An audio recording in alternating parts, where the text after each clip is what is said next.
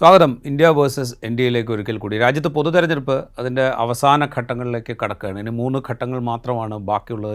June 4-നാണ് വോട്ടെണ്ണൽ നടക്കേണ്ടത്. അവസാന ഘട്ടം പോളിംഗ് നടക്കുന്നത് ജൂൺ 1-നാണ്. പല സംസ്ഥാനങ്ങളിലും വോട്ടെടുപ്പ് ഇതിനകം പൂർത്തിയായി കഴിഞ്ഞിരിക്കുന്നു. ഇന്ന് നമ്മൾ പരിശോധിക്കുന്നത് ഛത്തീസ്ഗഡാണ്. ഛത്തീസ്ഗഡിൽ 11 ലോക്സഭാ സീറ്റുകളാണുള്ളത്. 3 ഘട്ടമായി അവിടുത്തെ പോളിംഗ് പൂർത്തിയായിരിക്കുന്നു. ഈ 3 ഘട്ടങ്ങൾ എന്ന് നമ്മൾ പറയുമ്പോൾ രാജ്യത്ത് പൊതുവിൽ പോളിംഗ് ശതമാനം കുറവാണ് രേഖപ്പെടുത്തിയത് ഈ 3 ഘട്ടങ്ങളിലും. പക്ഷേ ഛത്തീസ്ഗഡിൽ ഈ 3 ഘട്ടങ്ങളിലും സാമാന്യം ഭേദപ്പെട്ട പോളിംഗ് രേഖപ്പെടുത്തുകയുണ്ടായി. ആദ്യഘട്ടത്തിൽ 68.29 ഛത്തീസ്ഗഡിലെ പോളിംഗ് ശതമാനം. രണ്ടാം ഘട്ടമായപ്പോൾ അത് 76.24 മൂന്നാം ഘട്ടത്തിൽ അത് 71.98 ആണ്. അതായത് 2019 ലോക്സഭാ തെരഞ്ഞെടുപ്പുമായിട്ട് താരതമ്യം ചെയ്യുമ്പോൾ ഛത്തീസ്ഗഡിൽ പോളിംഗ് ശതമാനം ഏതാണ്ട് 1.31% കൂടുകയാണ് ഉണ്ടായത് മുഴുവൻ നോക്കുമ്പോൾ. ഇവിടെ മറ്റു പല സംസ്ഥാനങ്ങളിലും വന്ന പോലെ BJPയും കോൺഗ്രസും തമ്മിൽ നേരിട്ടാണ് മത്സരം. 2 പാർട്ടികളും കോൺഗ്രസും BJPയും 11 സീറ്റുകളിൽ മത്സരിക്കുന്നുണ്ട്. BSPയും അവിടെ 11 സീറ്റിൽ മത്സരിക്കുന്നു. മറ്റൊരു പാർട്ടിയായ പട്ടിക വിഭാഗങ്ങളെ പ്രതിനിധാനം ചെയ്യുന്ന ഗോണ്ട്വാന ഗണതന്ത്ര പാർട്ടി അവർ 9 സീറ്റിൽ മത്സരിക്കുന്നുണ്ട്. ആകെയുള്ള വോട്ടർമാരിൽ ഏതാണ്ട് 33% ആദിവാസികളാണ് സംസ്ഥാനത്തുള്ളത്. നമുക്ക് ഈ ആദ്യം ഛത്തീസ്ഗഡിലെ ഈ പോളിംഗ് ശതമാനം വർദ്ധിച്ചത് അതിൻ്റെ ഒരു ഇമ്പാക്റ്റ് എന്തായിരിക്കും എന്ന് നമുക്കൊന്ന് പരിശോധിച്ച് പോകാം. നമുക്കൊപ്പം ഉള്ളത് സീനിയർ ജേർണലിസ്റ്റ് ശ്രീജിത്ത് ദിവാകരനാണ്. ശ്രീജിത്ത്, ആദ്യ ഘട്ടങ്ങളിൽ തിരഞ്ഞെടുപ്പ് നടന്ന മറ്റ് സംസ്ഥാനങ്ങളുമായിട്ട് താരതമ്യം ചെയ്യുമ്പോൾ ഛത്തീസ്ഗഡിൽ സാമാന്യം ഭേദപ്പെട്ട പോളിംഗ് ഉണ്ട്. കഴിഞ്ഞ തവണയായിട്ട് താരതമ്യം ചെയ്യുമ്പോൾ പോളിംഗ് ശതമാനം വർദ്ധിച്ചിട്ടുമുണ്ട്. ഇതിൻ്റെ ഒരു ഗണിതശാസ്ത്രം എന്താണ്? ഈ പോളിംഗ് ശതമാനം വർദ്ധിച്ചത് സാധാരണ നിലയ്ക്ക് പോളിംഗ് ശതമാനം കുറഞ്ഞത് BJP ബാധിക്കും എന്നൊക്കെയുള്ള വിലയിരുത്തലുകളുണ്ട്. അപ്പോൾ ഛത്തീസ്ഗഡിൽ കൂടിയത് BJPക്ക് സഹായകമാകും എന്നാണോ നമ്മൾ വിചാരിക്കേണ്ടത്? കഴിഞ്ഞൊരു കുറച്ച് കാലമായിട്ടുള്ള തെരഞ്ഞെടുപ്പ് വെച്ച് നോക്കിക്കഴിഞ്ഞിട്ടുണ്ടെങ്കിൽ എല്ലാം കുറച്ചായിട്ട് ഏതാണ്ട് സ്റ്റഡി ആയിട്ട് ഛത്തീസ്ഗഡിൽ പോളിംഗ് ശതമാനം കൂടുന്നത് നമുക്ക് കാണാം. കഴിഞ്ഞ തവണത്തെക്കാളും ഒരു ശതമാനത്തോളം തവണ കൂടുതലുണ്ട്, എല്ലാം ഉണ്ട്. പക്ഷേ അവിടെ എനിക്ക് തോന്നുന്ന ഏറ്റവും പ്രധാനമായിട്ടുള്ളത് കഴിഞ്ഞ കുറച്ച് കാലമായിട്ട് വളരെ ടൈറ്റായിട്ട് മത്സരം നടക്കുന്നത്. ഇപ്പം നമ്മൾ റിസൾട്ടിൽ അത് കാണുന്നില്ല. റിസൾട്ടിൽ നമ്മൾ നോക്കുമ്പോൾ ഏതാണ്ട് ഏകപക്ഷീയമായിട്ട് BJP ജയിക്കുന്നതായിട്ട് നമുക്ക് തോന്നും. പക്ഷേ അവിടെ വളരെ സ്ട്രോങ് ആയിട്ടുള്ള മത്സരം നടക്കുന്ന ഒരു സ്ഥലമാണ്. ഇപ്പോൾ കഴിഞ്ഞ ഏതാണ്ട് ഒരു 2 പതിറ്റാണ്ടായിട്ട് കോൺഗ്രസിന് ആകെ ഒരു ലക്ഷത്തിനാണ് ആകെ ജയിക്കാൻ പറ്റിയിട്ടുള്ളെങ്കിലും കോൺഗ്രസിൻ്റെ 40% ഉള്ളൊരു വോട്ടിന് വലിയ കോട്ടം പറ്റിയിട്ടില്ല. നമുക്ക് വെച്ചിട്ടുണ്ടെങ്കിൽ 40% സ്റ്റഡി ആയിട്ടുള്ളൊരു വോട്ട് അവർക്ക് ഉണ്ട്. 11 സീറ്റ് മാത്രമേ ഉള്ളെങ്കിലും അതിനേക്കാൾ കൂടുതൽ സീറ്റുള്ളൊരു സ്ഥലത്ത് നടക്കുന്നത് പോലെ കനത്ത മത്സരം നടക്കുന്നത്. ഇപ്പോൾ മോഡി, അമിത്ഷായും നഡ്ഡയും അടക്കമുള്ള ആൾക്കാർ BJPയിൽ നിന്നും ഈ രാഹുലും എല്ലാ സംഘവും കോൺഗ്രസിൽ നിന്നും അവിടെ എത്തി പ്രചരണം നടത്തി. ഓരോ സീറ്റിലും വളരെ സ്ട്രോങ് ആയിട്ട് മത്സരം നടത്തി. ഇപ്പോൾ 2014 അപേക്ഷിച്ച് കോൺഗ്രസിന് ചെറിയൊരു നേട്ടം 2019 ഉണ്ടായിരുന്നു. കാരണം 2014 ഒരു സീറ്റ് മാത്രമേ ഉണ്ടായിരുന്നെങ്കിൽ 2019 അവർക്ക് 2 സീറ്റ് കിട്ടാൻ പറ്റി. അങ്ങനെ ആ രീതിയിൽ കോൺഗ്രസിനൊരു ഇംപ്രൂവ്മെന്റ് ആയ അപൂർവ സംസ്ഥാനങ്ങൾ ഒന്നായിട്ട് ഛത്തീസ്ഗഡ് കാണാം. പ്രത്യേകിച്ചും BJP ആയിട്ട് ഡയറക്റ്റ് ഫൈറ്റ് സ്റ്റേറ്റ് ചെയ്യുന്നത്. അതേപോലെ 2018 അവർ നിയമസഭയിലേക്ക് ജയിച്ചു. അത് വളരെ നല്ല ജയമായിരുന്നു അവർക്കുണ്ടായിരുന്നത്. ഈ 2019 ഈ 2 സ്ഥലത്ത് ബസ്തറിൽ നിന്നും കോർബയിൽ നിന്നുമാണ് ജയിച്ചത്. പക്ഷേ ഇപ്പോൾ നമുക്കറിയാവുന്ന ഒരു ഏതാണ്ട് മാസം മുമ്പ് നടന്നിട്ടുള്ള നിയമസഭാ തെരഞ്ഞെടുപ്പിൽ BJP വലിയ ജയത്തോടുകൂടി ഛത്തീസ്ഗഡ് തിരിച്ചു വെച്ചു. മറ്റേ അതിന് തൊട്ടു മുമ്പ് വരെ ഭൂപേഷ് നേതൃത്വത്തിലുള്ള സംസ്ഥാനം കോൺഗ്രസ് നിലനിർത്തിയിരിക്കും എന്നൊരു സൂചന ഉണ്ടായിരുന്നു. പക്ഷേ BJP ജയിച്ചു. വിഷ്ണുദേവ് സായി ട്രൈബൽ ലീഡർ മുഖ്യമന്ത്രിയായി. പക്ഷെ ഒരുപക്ഷെ ഈ തോന്നുന്നു ഈ BJPയുമായിട്ട് നേരിട്ട് മത്സരിക്കുന്ന സ്ഥലങ്ങളിൽ കോൺഗ്രസിനുള്ള ഈ ശക്തി ഒരു വലിയ കാരണമാണ് ഈ തെരഞ്ഞെടുപ്പിൽ പോളിംഗ് ശതമാനം കൂട്ടാനുള്ളത്. വളരെ നല്ല രീതിയിലുള്ള മത്സരം നടന്നിട്ടുണ്ട്. അപ്പോൾ ഇരുമുന്നണികൾക്കുള്ള ഈ തരത്തിലുള്ള ശക്തിയും ഒരു പ്രാദേശിക രാഷ്ട്രീയത്തിന്റെ വളരെ സ്ട്രോങ് ആയിട്ടുള്ള വ്യാപനവും എല്ലാം ഈ പോളിംഗ് വർദ്ധിക്കാനായിട്ട് കാരണമായിട്ടുണ്ടാവുന്നുണ്ട്. റൈറ്റ്. അപ്പോൾ ശ്രീജിത്ത് സൂചിപ്പിച്ച പോലെ തന്നെ മധ്യപ്രദേശ് സംസ്ഥാനം കുറിച്ച് ഛത്തീസ്ഗഡ് രൂപീകരിച്ചതിന് ശേഷം നടന്ന തെരഞ്ഞെടുപ്പുകളിൽ ഒന്നൊഴിച്ച് ബാക്കിയെല്ലാം BJP വിജയിക്കുകയാണ് ചെയ്തത്. 2018 കോൺഗ്രസ് ആദ്യമായിട്ട് ഛത്തീസ്ഗഡിൽ വിജയിക്കുന്നത്. അന്ന് കോൺഗ്രസ് വലിയ വിജയത്തോടുകൂടി സംസ്ഥാനത്ത് അധികാരത്തിലെത്തി. സംസ്ഥാനത്ത് ഒരു തവണ കോൺഗ്രസ് അധികാരത്തിലെത്തിയിട്ടുണ്ടെങ്കിലും 2004 മുതലുള്ള ലോക്സഭാ തെരഞ്ഞെടുപ്പിൻ്റെ കണക്കെടുത്ത് കഴിഞ്ഞാൽ ബി ജെ പിക്ക് വലിയ മേൽക്കൈയാണുള്ളത്.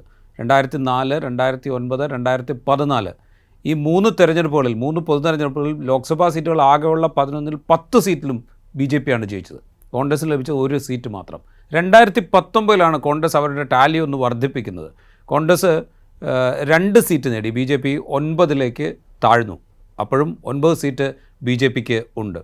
ഈ ഛത്തീസ്ഗഡിൻ്റെ രാഷ്ട്രീയം നമ്മൾ പരിശോധിച്ച് കഴിഞ്ഞാൽ മധ്യപ്രദേശിൽ അതേ രാഷ്ട്രീയം ഛത്തീസ്ഗഡിൽ തുടരുന്നു എന്നാണോ? അതുകൊണ്ട് ബി ജെ പിക്ക് ഇപ്പോൾ മധ്യപ്രദേശ് നമ്മൾ നോക്കിക്കഴിഞ്ഞ് കഴിഞ്ഞാൽ തുടർച്ചയായ ബി ജെ പിയുടെ ജയങ്ങൾ 2 പതിറ്റാണ്ടായിട്ട് നമുക്ക് കാണാൻ കഴിയും. ഏതാണ്ട് അതുപോലെ തന്നെ ഛത്തീസ്ഗഡിൽ നമ്മൾ കാണുന്നുണ്ട്. അതങ്ങനെ തുടരുന്നു എന്നാണോ? അതോ ഈ കോൺഗ്രസ് അവിടെ അവരുടെ ഇടയിലുള്ള പടലപ്പിണക്കങ്ങൾ കാരണം ദുർബലമായി പോയതുകൊണ്ട് ഛത്തീസ്ഗഡിൽ ബി ജെ പി അവരുടെ ശക്തി വർദ്ധിപ്പിച്ചു? എങ്ങനെയാണ് നമ്മളതിനെ മനസ്സിലാക്കേണ്ടത്? നമ്മൾ നേരത്തെ പറഞ്ഞ പോലെ കോൺഗ്രസ് ഭയങ്കര ശക്തി ഉണ്ടായിരുന്നൊരു സ്ഥലം തന്നെയാണ് ഛത്തീസ്ഗഡ്.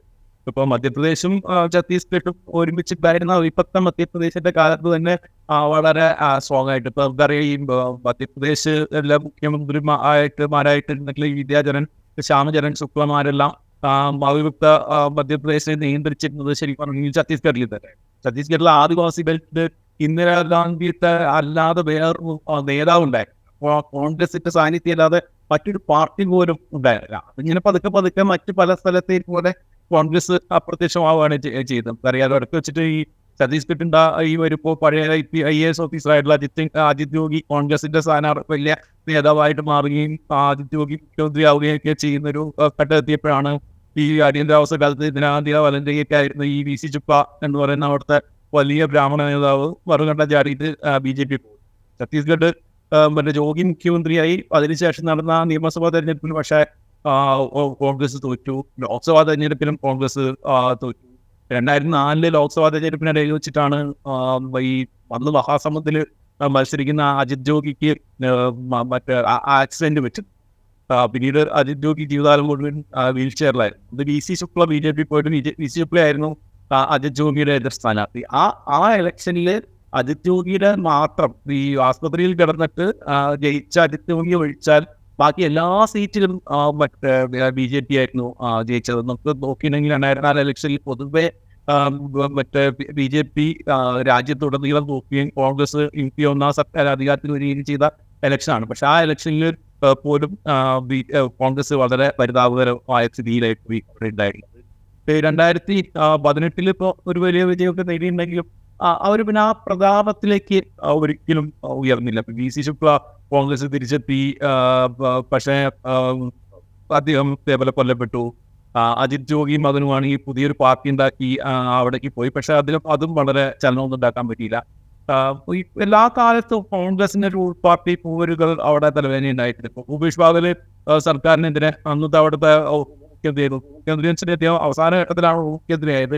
ഈ TS ദേവ് സിംഗ് എന്ന് പറഞ്ഞിട്ടുള്ള കക്ഷിയുടെ മറ്റേ വളരെ സ്ട്രോങ് ആയിട്ട് നിലപാട് ഉണ്ടായിരുന്നു. ഈ അംബികാപൂരിലെ പഴയ ഈ സർപൂജ എന്ന് പറയുന്ന രാജവംശത്തിൽപ്പെട്ടിട്ടുള്ള കക്ഷിയാണ് ഈ TS സിംഗ് ദേവ്. ഭുവനേശ്വര ശരൺ സിംഗ് ദേവ് എന്നാണ് അദ്ദേഹത്തിന്റെ പേര്. ഭയങ്കര കടുത്ത ആദർശവാനൊക്കെയാണ്. ഈ ട്രൈബൽ മേഖലയ്ക്ക് വേണ്ടി നിലകൊള്ളുന്ന ആളാണ്.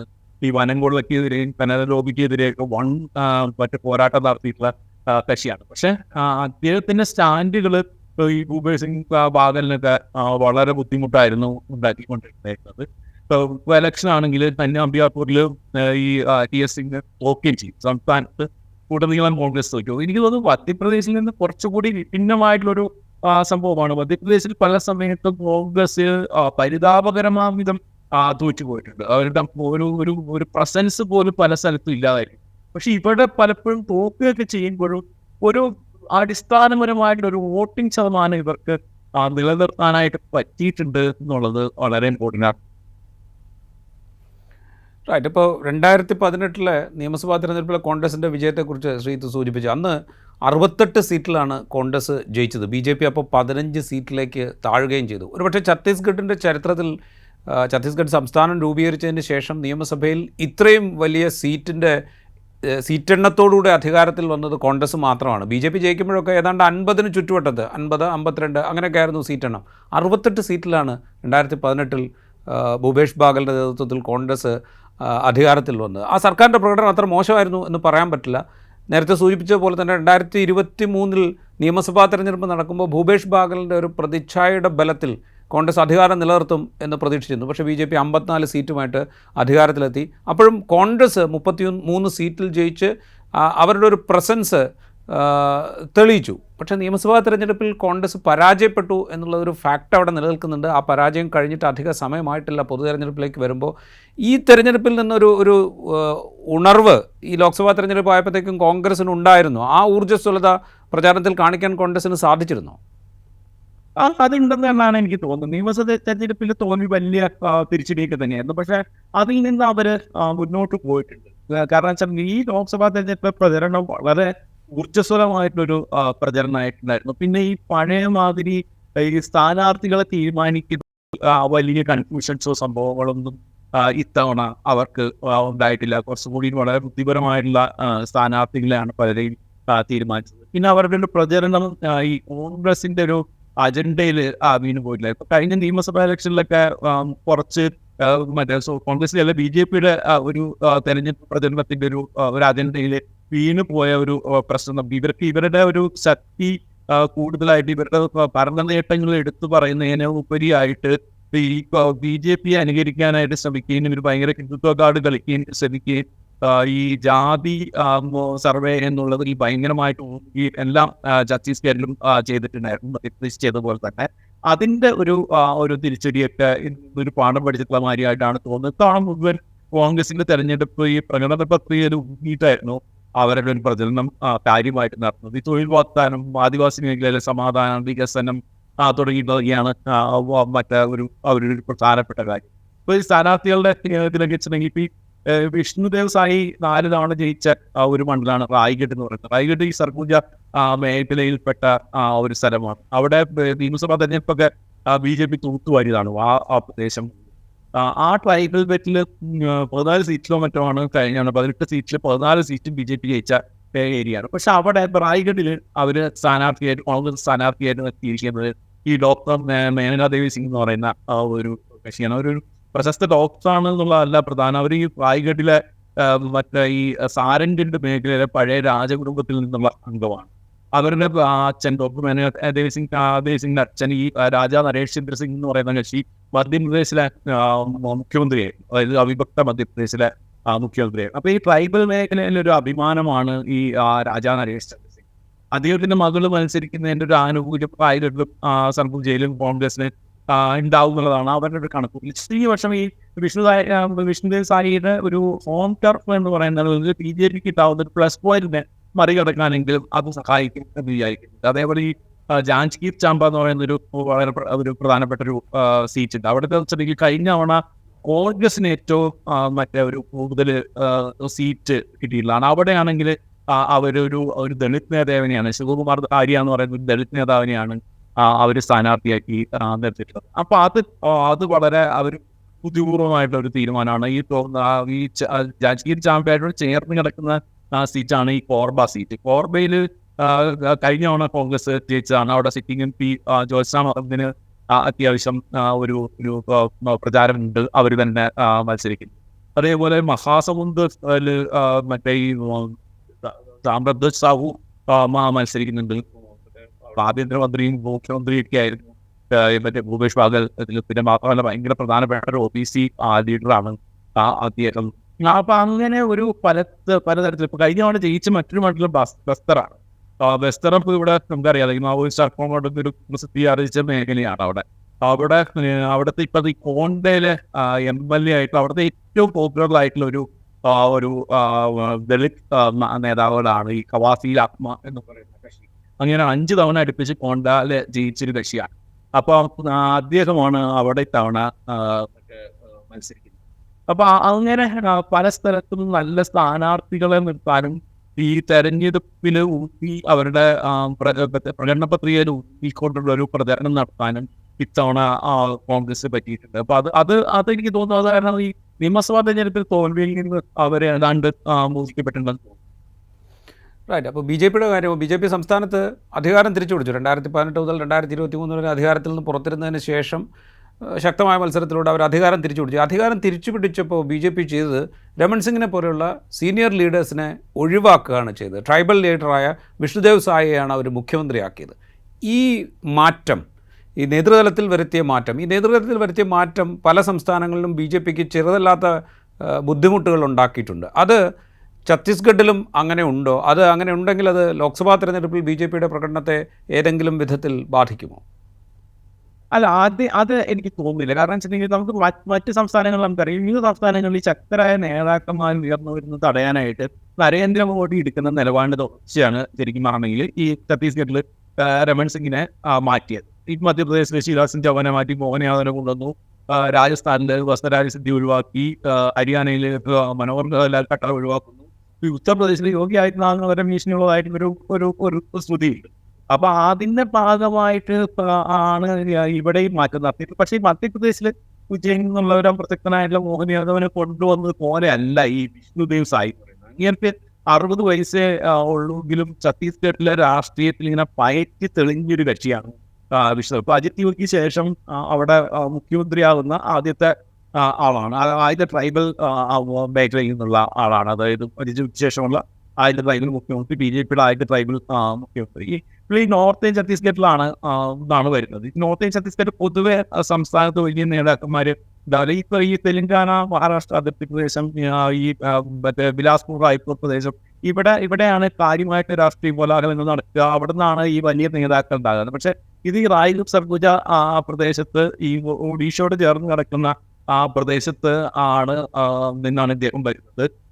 അവിടെയാണെങ്കിൽ ബി ജെ പിക്ക് നമ്മൾ പറഞ്ഞാണ് വലിയൊരു വിജയം ഉണ്ടാക്കി കൊടുക്കാനായിട്ട് പറ്റിയിട്ടുണ്ട്. 18 സീറ്റിൽ 14 ജയിച്ചിട്ടാണ് അവർ വരുന്നത്. അത് കാരണം തന്നെ ഇദ്ദേഹത്തിന്റെ ഒരു പ്രസക്തിയും പുള്ളിക്കിന്റെ ഒരു കാര്യശേഷിയും അറിയാവുന്നതുകൊണ്ട് തന്നെയാണ് ഈ സ്പീക്കർ സ്ഥാനമൊക്കെ സ്വീകരിച്ച് പതുക്കെ ഒതുക്കിക്കൂടാനായിട്ട് രമൺ സിംഗ് തയ്യാറായത്. ഈ പഞ്ചായത്ത് മെമ്പർ സ്ഥാനം മുതൽ നിന്ന് ആരംഭിച്ചതാണ്. സാധാരണ ഒരു പഞ്ചായത്ത് ഭയങ്കര റൂറൽ ആയിട്ടുള്ള ഒരു മറ്റേ പഞ്ചായത്തിലെ മെമ്പറായിട്ട് ആരംഭിച്ച കക്ഷിയാണ്.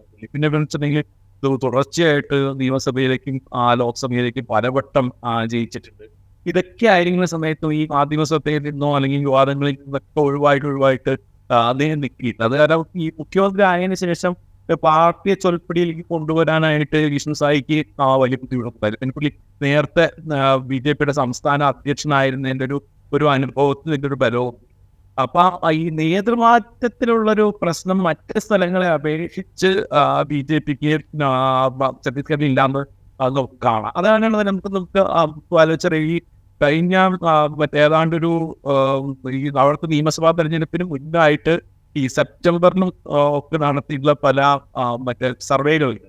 ആ സർവേകളിൽ 5-6 സീറ്റ് വരെ ലോക്സഭയിൽ കോൺഗ്രസ് കിട്ടാൻ സാധ്യതയുണ്ടെന്ന് പല സർവേകളും പറഞ്ഞിരുന്നതാണ്.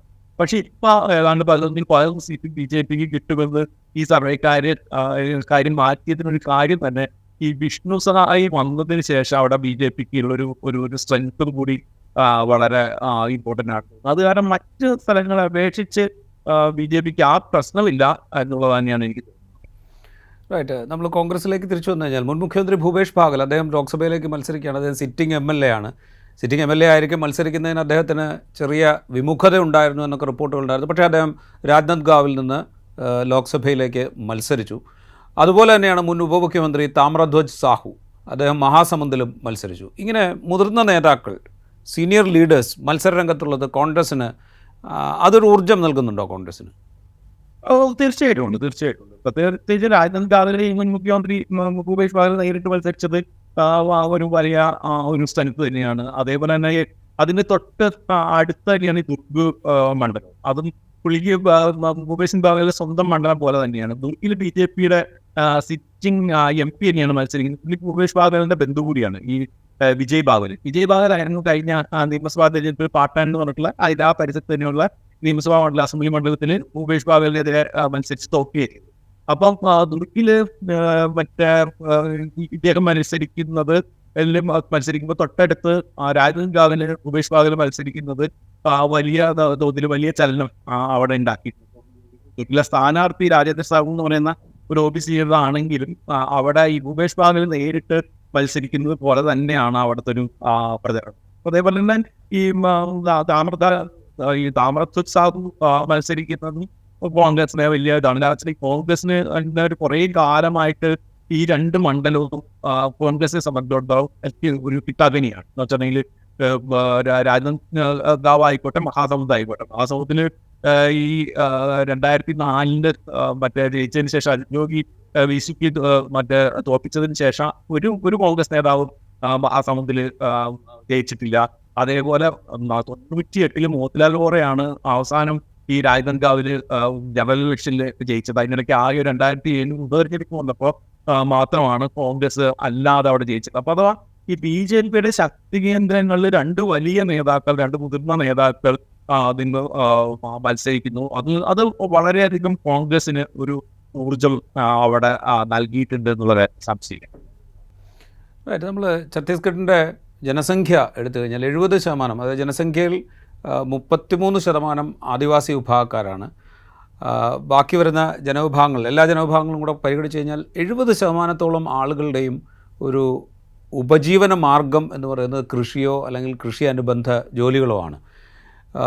കാർഷിക മേഖല വലിയ തോതിലുള്ള പ്രതിസന്ധി നേരിടുന്നുണ്ട്. അത് ഈ തെരഞ്ഞെടുപ്പിൽ ചർച്ചാ വിഷയമായോ എന്നുള്ളത് ഒന്നാമത്തെ കാര്യം. അതുപോലെ തന്നെയാണ് 33% വരുന്ന ആദിവാസികൾ, അവർ നേരിടുന്ന പ്രശ്നങ്ങൾ വളരെ വലുതാണ്. ഇപ്പോൾ മാവോയിസ്റ്റ്, CPI മാവോയിസ്റ്റിന് സ്വാധീനമുള്ള പ്രദേശങ്ങളുണ്ട്. അവിടെ ഭരണകൂടവും മാവോയിസ്റ്റുകളും അവർക്കിടയിൽ ആദിവാസികൾ പെട്ടുപോകുന്ന അവസ്ഥയുണ്ട്. അതുപോലെ കൽക്കരി ഖനനം വ്യാപകമായി നടക്കുന്ന മേഖലയാണ്. കൽക്കരി ഖനന മേഖലയിൽ നിന്ന് കുടിയൊഴിഞ്ഞു പോകേണ്ടി വരുന്ന മനുഷ്യന്മാരുണ്ട്. ആയിരക്കണക്കിന് കുടുംബങ്ങളുണ്ട്. അവർ നേരിടുന്ന ദുരിതം വേറെ. അതുപോലെ തന്നെയാണ് ഈ അടിസ്ഥാന സൗകര്യ വികസനം. ഛത്തീസ്ഗഡിനെ സംബന്ധിച്ച് അടിസ്ഥാന സൗകര്യ വികസനം എന്ന് പറയുന്നത് ഇപ്പോഴും വളരെ പിന്നോക്കമായ അവസ്ഥയിൽ നിൽക്കുന്നതാണ്. തൊഴിലില്ലായ്മ വേറൊരു പ്രശ്നമാണ്. ഈ 2004 മുതൽ ഇങ്ങോട്ട് എടുത്തു കഴിഞ്ഞാൽ BJP ഒറ്റ തെരഞ്ഞെടുപ്പൊഴികെ ബാക്കിയെല്ലാം ജയിച്ച സംസ്ഥാനമാണ് ഛത്തീസ്ഗഡ്. അവിടെയാണ് ഈ പ്രശ്നങ്ങളൊക്കെ നമ്മൾ പറയുന്നത്. അപ്പോൾ ഇതുണ്ടാക്കുന്നൊരു ഭരണവിരുദ്ധ വികാരം അല്ലെങ്കിൽ ജനങ്ങൾക്കിടയിൽ ഉണ്ടാകുന്ന ഒരു അതൃപ്തി, ഇത് സ്വാഭാവികമായും BJP അല്ലേ കൂടുതൽ ബാധിക്കാനിടയുള്ളത്? ഇതെന്താ അവിടെ നടക്കുന്നത് എപ്പോഴും വർഷങ്ങളായിട്ട് എല്ലാ തെരഞ്ഞെടുപ്പും ഇതിനൊരു പരസ്പരം പഴിചാരൽ പരിപാടിയാണ്.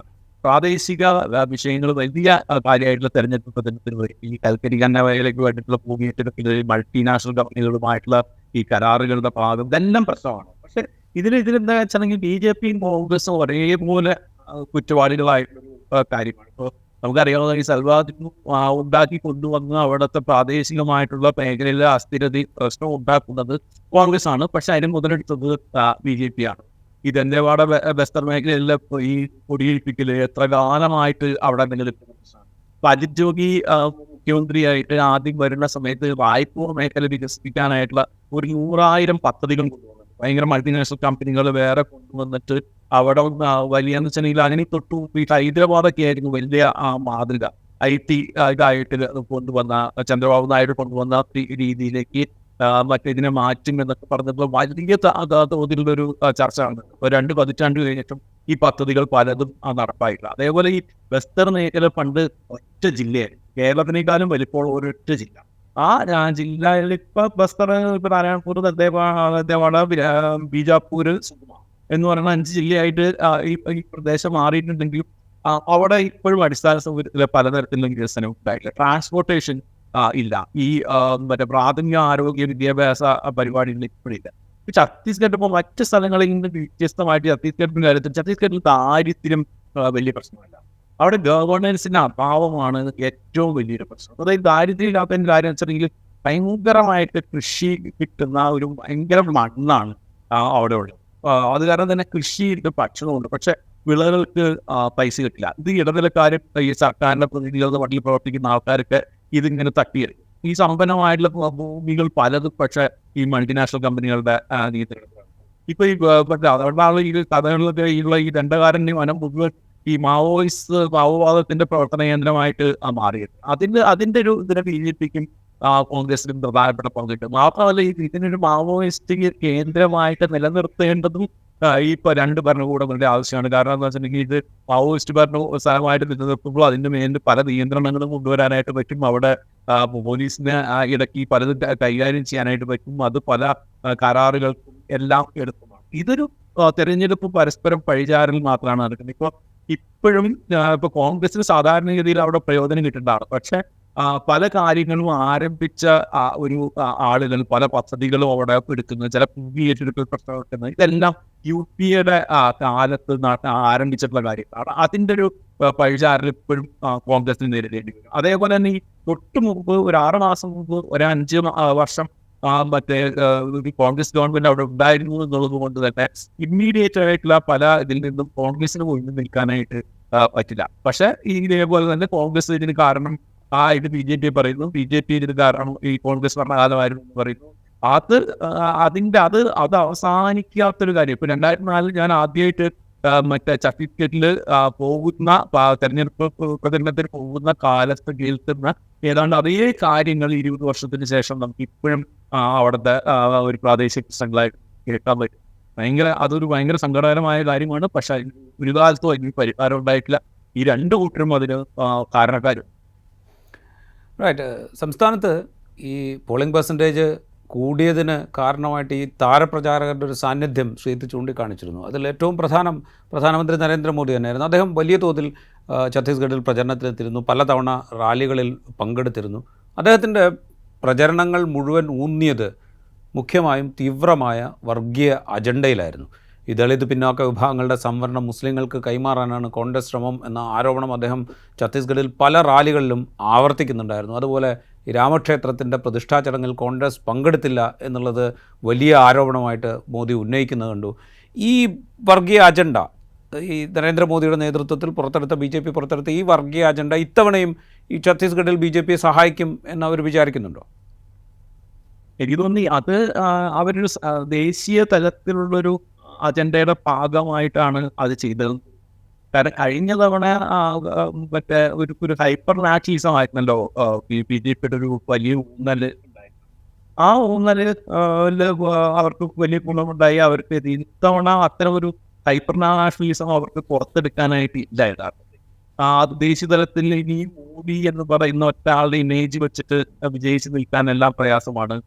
പ്രാദേശിക രാഷ്ട്രീയം കാര്യമായിട്ട് അവിടെ ഞങ്ങളെല്ലാം ചർച്ച ചെയ്യുന്നുണ്ട്. അപ്പൊ അതുകൊണ്ട് ഒരു ശ്രദ്ധ തിരിക്കൽ കാര്യമായിട്ട് പറയുന്നത്. പക്ഷെ ഈ ഛത്തീസ്ഗഡിൽ ഈ ആന്റി മുസ്ലിം കാർഡ് ഭയങ്കരമായിട്ട് വർക്ക് ആവുന്ന ഒരു സ്ഥലമല്ല. കാരണം വെച്ചിട്ടുണ്ടെങ്കിൽ മുസ്ലിം പെർസെൻറ്റേജ് കുറഞ്ഞ സ്ഥലങ്ങളിൽ ഒന്നാണ് ഛത്തീസ്ഗഡ്.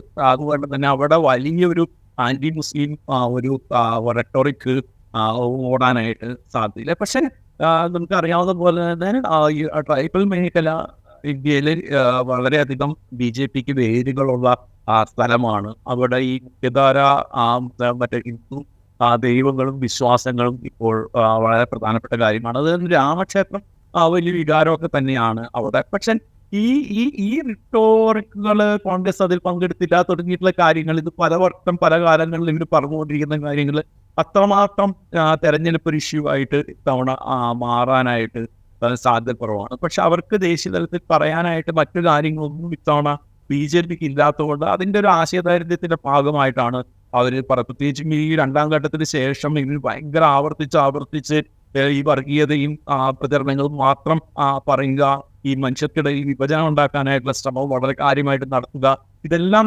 ചെയ്യുന്നതിന്റെ ഭാഗമായിട്ടാണ് ഇത് പറയുന്നത്. പക്ഷെ അത് അത്ര വലിയ സക്സസ് ആയിട്ട് ഇത്തവണ അവിടെ മാറാനായിട്ട് തോന്നുന്നില്ല. പക്ഷെ അവിടെ പ്രധാനമായിട്ട് വരാൻ പോകുന്നത് ഈ പ്രാദേശിക ഇഷ്യൂകളും ഈ ലോക്കൽ ആയിട്ടുള്ള നേതാക്കളുടെ സാന്നിധ്യം കാര്യങ്ങളൊക്കെയാണ്. പക്ഷെ സ്വാഭാവികമായിട്ടും വലിയ നേതാക്കൾ വരുന്നു, പ്രസംഗിക്കുന്നു എന്നതെല്ലാം വളരെ ഗൗരവമുള്ള കാര്യമായിരിക്കും. പക്ഷെ ഈ പറയുന്ന കാര്യങ്ങളിൽ അവർ പറയുന്ന ഈ വർഗീയ എത്രമാത്രം വോട്ടർമാരിൽ പ്രതികരിക്കും എന്നുള്ളത് സംശയം തന്നെയാണ്. റൈറ്റ്. ഇത് പറയുമ്പോൾ ഈ പ്രാദേശിക വിഷയങ്ങൾ പ്രധാനമാകുന്നു എന്ന് പറയുമ്പോൾ ഈ തൊഴിലില്ലായ്മ, അതുപോലെ സ്ത്രീകളുടെ അവസ്ഥ, ഇതൊക്കെ പ്രാദേശികമായും പ്രാധാന്യമുള്ള കാര്യങ്ങളാണ്. അവിടെ ഈ കോൺഗ്രസിൻ്റെ പ്രകടന പത്രിക എത്രത്തോളം ഈ തെരഞ്ഞെടുപ്പിൽ പ്രധാനപ്പെട്ടതായി മാറിയിട്ടുണ്ട്? ഇപ്പോൾ സ്ത്രീകൾക്കും യുവാക്കൾക്കുമായിട്ട് അവർ വാഗ്ദാനം ചെയ്യുന്ന കാര്യങ്ങൾ ഊന്നിയായിരുന്നു കോൺഗ്രസിൻ്റെ പ്രചാരണം. അതുപോലെ തന്നെ ഈ തെരഞ്ഞെടുപ്പ് ബോണ്ട് ഉൾപ്പെടെയുള്ള അഴിമതി ആരോപണങ്ങളും അവർ ഉന്നയിച്ചിരുന്നു. ഈ മോദിയുടെ നേതൃത്വത്തിൽ അരങ്ങേറിയ ഈ വർഗീയ പ്രചാരണത്തെ മറികടക്കാൻ പ്രാദേശിക വിഷയങ്ങൾ കൂടി ഊന്നിക്കൊണ്ട് കോൺഗ്രസിൻ്റെ ഒരു തെരഞ്ഞെടുപ്പ് പത്രികയെ മുന്നോട്ട് വെച്ചുകൊണ്ടുള്ള ഒരു പ്രചരണം, അത് ഈ BJP-യുടെ പ്രചരണത്തെ മറികടക്കാൻ സഹായിക്കുന്നതായിട്ടുണ്ടോ? ഇപ്പൊ BJP-യുടെ പ്രചരണത്തെ മറികടക്കാൻ സഹായിക്കുകയോ അല്ലെങ്കിൽ കോൺഗ്രസിന് എത്ര മറ്റേ സീറ്റ് അതുകൊണ്ട് കിട്ടുമോ എന്ന് നമുക്ക് പറയാൻ പറ്റില്ലെങ്കിലും അവിടെ ഇനി ഇത്തവണത്തെ ഒരു ഇലക്ഷനിൽ ഛത്തീസ്ഗഡിൽ അവരുടെ ഒരു പ്രകടന പത്രികയ്ക്ക് കൂടുതൽ നൽകാനായിട്ട് കോൺഗ്രസിന് സാധിച്ചിട്ടുണ്ട് എന്നുള്ള കാര്യത്തിൽ യാതൊരു സംശയമില്ല. അതിൽ വെച്ചിട്ടുണ്ടെങ്കിൽ ഈ മറ്റേ അവര് ഒരു സോഷ്യൽ ജസ്റ്റിസിന് വേണ്ടിയിട്ട് സാമൂഹ്യക്ഷേമത്തിന് വേണ്ടിയിട്ടുള്ള പല പദ്ധതി ഇപ്പോൾ കഴിഞ്ഞ ഗവൺമെന്റിന്റെ ഭൂപേഷ് ബാഗൽ ഗവൺമെന്റിന്റെ സമയത്ത് തന്നെ അവര് പല പദ്ധതികളും നടപ്പാക്കിയിട്ടുണ്ടായിരുന്നു. അത് അവര് ആവർത്തിച്ച് പറയുന്നുണ്ട്. കഴിഞ്ഞ തവണ അത് നിയമസഭാ ഇലക്ഷനിൽ അത് വലിയ കാര്യമായിട്ട് വിളിച്ചില്ലെങ്കിലും അത്തരം മാതൃകയിലുള്ള കാര്യങ്ങളിൽ തുടർന്ന് കൊണ്ടുവരും എന്നുള്ളൊരു കാര്യം ഇവർ ആവർത്തിച്ച് പറയുന്നുണ്ട്. ഒരു എലിജിബിൾ ആയിട്ടുള്ള കുടുംബങ്ങൾക്ക് 1 ലക്ഷം രൂപ വീതം മറ്റേ വർഷം കൊടുക്കുന്ന ഒരു പദ്ധതി അത് പല സ്ഥലത്തും അത് വളരെ വിജയകരമായിട്ട് നടപ്പാവുന്ന ഒരു പദ്ധതിയാണ്. അതല്ലെങ്കിൽ തൊഴിലില്ലായ്മ ഈ തൊഴിൽ കൊണ്ടുവരും അല്ലെങ്കിൽ തൊഴിലവസരങ്ങൾ കൊണ്ടുവരും എന്നുള്ളത് വളരെ എഫക്റ്റീവ് ആയിട്ടുള്ള ഒരു പ്രചരണ പരിപാടിയാണ്. അല്ലെങ്കിൽ ഈ സ്ത്രീകൾക്ക് വേണ്ടിയുള്ള സാമൂഹ്യക്ഷേമ പദ്ധതികൾ ഇതെല്ലാം അവിടെ അതിൽ ഊന്നിയാണ് അവരുടെ ഒരു പ്രധാനപ്പെട്ട ഒരു പ്രചരണം മുഴുവൻ നടക്കുന്നത്. അതിൽ നിന്ന് ശ്രദ്ധ അവരിത്തവണ വിട്ടുപോയിട്ടില്ല എന്നുള്ളത് കോൺഗ്രസിനെ സംബന്ധിച്ചിടത്തോളം വളരെ പ്രയോജനം ചെയ്യുന്നൊരു കാര്യമാണ്. സാധാരണഗതിയിൽ അവര് ഇതിന് മോഡി പറയുന്ന അല്ലെങ്കിൽ BJP പറയുന്ന കാര്യങ്ങൾക്ക് മറുപടി പറയുക, അല്ലെങ്കിൽ ഞങ്ങൾ അതേപോലെ വളരെ വലിയ ആണെന്നും വലിയ തോതിൽ ഇത്തരം കാര്യങ്ങൾ ചെയ്യുന്ന ആളാണെന്നും എല്ലാം പറഞ്ഞ് ഈ രാമക്ഷേത്ര ഇതിൽ പോകാത്തതിന് മറുപടി പറയുക, അത്തരം കാര്യങ്ങളിലേക്കൊന്നും അധികം ഇത്തവണ കോൺഗ്രസ് കടന്നിട്ടില്ല. കോൺഗ്രസ് അവരുടെ പ്രകടന പത്രികയിൽ ഊന്നി അവര് ഈ സാമൂഹ്യ ക്ഷേമ പദ്ധതികൾക്ക് നൽകുമെന്നുള്ള കാര്യം ആവർത്തിച്ച് വ്യക്തമാക്കി. അവർ മുമ്പ് ചെയ്തിട്ടുള്ള ജനപ്രിയമായ കാര്യങ്ങൾ വീണ്ടും ഓർമ്മിപ്പിച്ചു. ഇത്തരം കാര്യങ്ങളിൽ ഊന്നിയിട്ടായിരുന്നു അവരുടെ ഒരു പ്രവർത്തനം. അതുകൊണ്ട് തന്നെ വളരെ ഫലപ്രദമായ ഒരു തെരഞ്ഞെടുപ്പ് പ്രചരണം ഇവർ നടത്തി എന്നുള്ള കാര്യത്തിൽ സംശയമില്ല. അത് എത്രമാത്രം സീറ്റായിട്ട് മാറും എന്നുള്ളത് നമുക്കറിയില്ല. റൈറ്റ്. ഈ 2023 നിയമസഭാ തെരഞ്ഞെടുപ്പിലെ പരാജയത്തെക്കുറിച്ച് നമ്മൾ സൂചിപ്പിച്ചു കോൺഗ്രസിൻ്റെ. അവിടെ ഭൂപേഷ് ബാഗലിനെതിരെ ഒരു ഓൺലൈൻ ലോട്ടറി അഴിമതി കേസ് ഈ തെരഞ്ഞെടുപ്പ് നിയമസഭാ തെരഞ്ഞെടുപ്പ് നടക്കുന്നതിന് തൊട്ട് മുമ്പാണ് BJP ഉയർത്തിക്കൊണ്ടുവരുന്നത്. അത് വലിയ ചർച്ചയാവുകയും ചെയ്തിരുന്നു. പക്ഷേ ഈ തെരഞ്ഞെടുപ്പ് കഴിഞ്ഞതോടെ ആ ആരോപണം BJP ഏതാണ്ട് ഉപേക്ഷിച്ചു. അപ്പോൾ ഇത്തരം സംഗതികൾ അത് ഈ തുറന്നു കാട്ടിക്കൊണ്ട് BJP-യുടെ ഈ ആരോപണങ്ങളിലെ കഴമ്പില്ലായ്മ അത് ബോധ്യപ്പെടുത്താൻ അത്തരം ശ്രമങ്ങളൊക്കെ കോൺഗ്രസ് നടത്തിയിരുന്നു ഈ പ്രചരണ ഘട്ടത്തിൽ. ശ്രമങ്ങളൊക്കെ നടന്നിട്ടുണ്ട്. പക്ഷെ അത് എത്രമാത്രം വിജയിച്ചിട്ടുണ്ട് എന്നുള്ളത് നമുക്ക് പറയാൻ പറ്റില്ല. കാരണം വെച്ചിട്ടുണ്ടെങ്കിൽ ഇവർ ചെയ്യുന്നത് ഇതേപോലെ ആളുകളെ ശ്രദ്ധ തിരിക്കാൻ നടക്കുന്ന കാര്യമാണ് എന്നുള്ള കാര്യം അവർ പല സ്ഥലത്തും ആവർത്തിച്ച് പറയുന്നുണ്ട്. അത് കാരണം തന്നെ അതുകൊണ്ട് തന്നെ ഞാൻ നേരത്തെ പറഞ്ഞിട്ടുണ്ടായിരുന്നു, ഈ കഴിഞ്ഞ ഗവൺമെന്റ് ഭൂപേഷ് ബാഗൽ ഗവൺമെന്റിന്റെ കീഴിൽ നടന്നിട്ടുള്ള പലതരത്തിലുള്ള പദ്ധതികൾ ഈ അതിനുള്ള മറ്റേ ഇപ്പൊ മഹത്താരി വന്ദൻ യോജന എന്ന് പറയുന്ന ഒരു പദ്ധതി ഉണ്ടായിരുന്നു. അത് ഭയങ്കര സക്സസ് ആയിട്ടുള്ള ഒരു പദ്ധതിയായിരുന്നു. അപ്പൊ അത്തരം പദ്ധതികൾ നേരെ നടന്നിട്ടുള്ള ഈ പറയുന്ന ഈ കറപ്ഷൻ അലിഗേഷൻസ് എല്ലാം തെറ്റാണ് എന്നുള്ള കാര്യം അവർ ആവർത്തിച്ച് പറയുന്നുണ്ട്. അവർ ഈ പല ഇതേപോലെ കുറച്ചും കൂടി ഫലപ്രദമായിട്ട് ഇത് നടപ്പാക്കും എന്നുള്ള കാര്യം പറയുന്നുണ്ട്. അത് മാത്രമല്ല ഈ പറഞ്ഞ ഇന്ദിരാഗാന്ധിക്ക് മറ്റേ ഈ ട്രൈബൽ മേഖലയിൽ ഉണ്ടായിരുന്ന ഒരു വലിയ ഒരു ജനപ്രിയതയിൽ രാഹുൽ ഗാന്ധിയെ അവർ കൂടുതലായിട്ട് ആ മേഖലയിൽ ഒരു കൊണ്ടുവരാനുള്ളൊരു ശ്രമം നടത്തുന്നുണ്ട്. അതായത് അവർ നടത്തുന്ന രാഹുൽ ഗാന്ധി നൽകുന്ന വാഗ്ദാനങ്ങൾ എന്ന് പറഞ്ഞെങ്കിൽ പാഴായി പോകുന്നൊരു വാഗ്ദാനമായിരിക്കില്ല എന്നുള്ള രീതിയിൽ വളരെ സ്ട്രോങ് ആയിട്ട് അവർക്ക് ശ്രമിക്കുന്നത്. അപ്പൊ അതുകൊണ്ട് അങ്ങനെയുള്ള ശ്രമങ്ങൾ എന്തായാലും കോൺഗ്രസിന്റെ ഭാഗത്തു നിന്നും മുൻകാലങ്ങളിൽ നിന്ന് വ്യത്യസ്തമായിട്ട് കുറച്ചുകൂടി ശക്തിയോടും കൂടിയും ഫലപ്രദമായിട്ട് നടക്കുന്നത് നമുക്ക് കാണാമായിരുന്നു. റൈറ്റ്. ഈ നമ്മൾ ഛത്തീസ്ഗഡ് സംസ്ഥാനത്തിൻ്റെ ഒരു ചരിത്രം പരിശോധിച്ച് കഴിഞ്ഞാൽ BJP-യുടെ ഒരു കരുത്ത് നമുക്ക് അത് തെരഞ്ഞെടുപ്പ് രാഷ്ട്രീയത്തിലുള്ള അവരുടെ ഒരു കരുത്ത് നമുക്ക് കാണാൻ അത് അവഗണിക്കാൻ പറ്റില്ല. കാരണം അത്രയും വലിയ വിജയങ്ങളാണ് അവരവിടെ നേടിയിരിക്കുന്നത്. ഇക്കുറി 6 സീറ്റ് കോൺഗ്രസ് ഛത്തീസ്ഗഡിൽ പ്രതീക്ഷിക്കുന്നു എന്നാണ് അവിടെ പ്രവർത്തിക്കുന്ന കോൺഗ്രസ് നേതാക്കൾ അവകാശപ്പെടുന്നത്. മറ്റ് മാധ്യമങ്ങളിലൂടെ കോൺഗ്രസിൻ്റെ നേതാക്കൾ, അവിടെ പ്രചരണത്തിന് പോയ കോൺഗ്രസിൻ്റെ നേതാക്കളൊക്കെ 6 സീറ്റ് വരെ ഛത്തീസ്ഗഡിൽ കോൺഗ്രസ് നേടിയേക്കാം എന്ന് പറയുന്നത് നമ്മൾ കേൾക്കുന്നുണ്ട്. ഇത് അവിടുത്തെ ഈ ഒരു രാഷ്ട്രീയ യാഥാർത്ഥ്യവുമായിട്ട് ചേർന്ന് പോകുന്നതാണോ ഈ കോൺഗ്രസിൻ്റെ ഈ അവകാശവാദം? ഇപ്പോൾ 6 സീറ്റിൽ കോൺഗ്രസ് ഛത്തീസ്ഗഡിൽ വിജയിക്കുകയാണെങ്കിൽ വലിയ മാറ്റങ്ങൾ ദേശീയ തലത്തിൽ ഉണ്ടാകുന്ന തരത്തിലുള്ള ഒരു സംഭവമായിട്ട് മാറുന്നതിലാവും. അത്രത്തോളം ഇവർക്കുണ്ടാക്കാൻ പറ്റുമോ എന്ന് അറിയില്ലെങ്കിലും ഈ 6 സ്ഥലത്ത് ജയിക്കാൻ വേണ്ടിയുള്ള ഒരു വളരെ സ്ട്രോങ് ആയിട്ടുള്ള പ്രവർത്തനം ഇവർ നടത്തുന്നുണ്ട് എന്നുള്ള കാര്യത്തിൽ യാതൊരു സംശയമില്ല. ഇപ്പം നിലവിലുള്ള 2 സീറ്റുകൾ നിലനിർത്തുക, അതുകൂടാതെ ഇതേപോലെ ഉപേക്ഷാതരടക്കം മത്സരിക്കുന്ന സീറ്റുകളിൽ വലിയ സ്ട്രോങ് ആയിട്ടുള്ള പ്രചരണം നടത്തുക, അങ്ങനെയുള്ള ഒരു വലിയ കാര്യങ്ങൾ അവിടെ നടത്തുന്നുണ്ട് എന്നുള്ള കാര്യത്തിൽ ഒരു സംശയമില്ല. ഇപ്പം ജാനകീർ ചമ്പ ഒരു വളരെ സ്ട്രോങ് ആയിട്ട് ശ്രമം നടത്തുന്നുണ്ട്. അവിടെ നല്ല പ്രചരണം നടത്തി കഴിഞ്ഞിട്ടുണ്ടെങ്കിൽ അവിടെ വിജയിച്ചു വരാൻ പറ്റും എന്നുള്ളതാണ് അവർ വിചാരിക്കുന്നത്. അതേപോലെ കഴിഞ്ഞ തവണ ഇപ്പോൾ കോർബയിൽ ജയിച്ചതാണ്, അവിടെ ജയിക്കാനുള്ള സാധ്യതയുണ്ട്. വസ്ത്ര മേഖല വളരെ കാലങ്ങളായിട്ട് തന്നെ ഇതേപോലെ വളരെ സ്ട്രെങ്ത് കോൺഗ്രസിനുള്ളൊരു ഏരിയയാണ്. അവിടെ ഈ മാവോയിസ്റ്റ് സംഭവങ്ങളൊക്കെ ഇപ്പോഴും ആവർത്തിക്കുന്നത്. ഇപ്പൊ കൂടുതലായിട്ടും ഈ ട്രൈബൽ മേഖലയിൽ നിന്നുള്ള ആളുകൾ ഇട്ട ഒരു എതിർപ്പ് BJP-യോടാണ്. അത് മുതലാക്കാനായിട്ട് ഈ കവാസി ലാക്മയ്ക്ക് കഴിയും എന്നുള്ളതാണ് വിചാരിക്കുന്നത്. അപ്പൊ അങ്ങനെയാണെങ്കിൽ ബസ്തർ നിലനിർത്തുക, മറ്റേ കോർബ നിലനിർത്തുക, ജാൻകീർ ചമ്പ വിജയിച്ചു വരിക, അതുകൂടാതെ തന്നെ ഈ ഭൂപേഷ് ബാഗലും മത്സരിക്കുന്ന ഈ രാജനന്ദാവ്, അതേപോലെ തന്നെ ഈ താമ്രത്തിൽ സാഹും മത്സരിക്കുന്ന മഹാസമുദ്ർ തുടങ്ങിയിട്ടുള്ള സ്ഥലങ്ങളിലെല്ലാം ഇവർ വളരെ സ്ട്രോങ് ആയിട്ടുള്ള ഒരു നടത്തുകയും ഈ പ്രദേശങ്ങളിൽ നിന്ന് ജയിച്ചു വരിക എന്നുള്ളൊരു ആഗ്രഹം ഇവർ കാണിക്കുകയും ചെയ്യുന്നുണ്ട്. പക്ഷേ അതിപ്പോഴും ഈ പറഞ്ഞ രീതിയിൽ നമുക്കൊരു പൂർണ്ണമായ ഒരു പ്രവചനത്തിലേക്കോ മറ്റോ പോകാനുള്ള ഒരു സാധ്യത ഇപ്പോഴും ഇല്ല അവിടെ. അവസാനമായിട്ടൊരു കാര്യം കൂടി, ഇപ്പോൾ BSP ഗോണ്ട്വാന ഗണതന്ത്ര പാർട്ടി ഇവയൊക്കെ മത്സരിക്കുന്നുണ്ട്. BSP 11 സീറ്റിൽ മത്സരിക്കുന്നു, ഗോണ്ട്വാന ഗണതന്ത്ര പാർട്ടി 9 സീറ്റിൽ മത്സരിക്കുന്നു. ഈ ആദിവാസി ജനസംഖ്യ 33% ഉണ്ട് അവിടെ. അപ്പോൾ ഇത് കണക്കിലെടുക്കുമ്പോൾ ഈ പാർട്ടികളുടെ സാന്നിധ്യം ഏതെങ്കിലും വിധത്തിൽ തിരഞ്ഞെടുപ്പിനെ ബാധിക്കാൻ, അല്ലെങ്കിൽ ഈ BJP-യുടെയോ കോൺഗ്രസിൻ്റെയോ സാധ്യതകളെ ബാധിക്കാൻ ഇടയുണ്ടോ? എനിക്ക് തോന്നുന്നു ഇപ്പോഴുള്ള ഈ പാർട്ടികളെല്ലാം, ഇപ്പോൾ ഗോണ്ട്വാന ഗണതന്ത്ര പാർട്ടി ആയിക്കോട്ടെ, BSP ആയിക്കോട്ടെ, അവർ വോട്ട് കട്ട് ചെയ്യുകയാണെങ്കിൽ അത് BJP-യുടെ വോട്ടിനെ കാര്യമായിട്ട് ബാധിക്കാൻ പോകുന്നത്. കാരണം ഇവരുടെ ഒരു അവിടുത്തെ ഒരു ഊന്നല് ഇപ്പൊ മറ്റേ രാജസ്ഥാനിലെ ഭാരതീയ ആദിവാസി പാർട്ടി, ഈ പാർട്ടികൾ ഇവരെല്ലാം ആന്റി BJP സ്റ്റാൻഡിലുമാണ് അവരുടെ രാഷ്ട്രീയത്തിന്റെ ഒരു പ്രധാനമായിട്ടും അവർ കൈക്കൊള്ളുന്നത്. മാത്രമല്ല ഇവർക്ക് അവരുടെ പ്രദേശങ്ങളിൽ ഇതേപോലെ ഒരു വലിയ BJP-ക്ക് സാധ്യതയുള്ള, BJP-ക്ക് കൂടുതൽ വോട്ട് പോകുന്ന ഒരു മറ്റേ സ്ഥലങ്ങളിൽ നിന്നാണ് ഇവർക്ക് ഇവരുടെ ഒരു വോട്ട് വരികയാണെങ്കിൽ വരിക. പക്ഷെ ഇവരൊരു 2 കൂട്ടരും ഇലക്ഷനിൽ ഇത്തവണ വലിയ തോതിൽ എന്തെങ്കിലും നടത്താൻ പറ്റും. ഇപ്പൊ നിയമസഭാ ഇലക്ഷനിൽ അവരുടെ സാന്നിധ്യം കുറെ കൂടി സ്ട്രോങ് ആയിരുന്നു.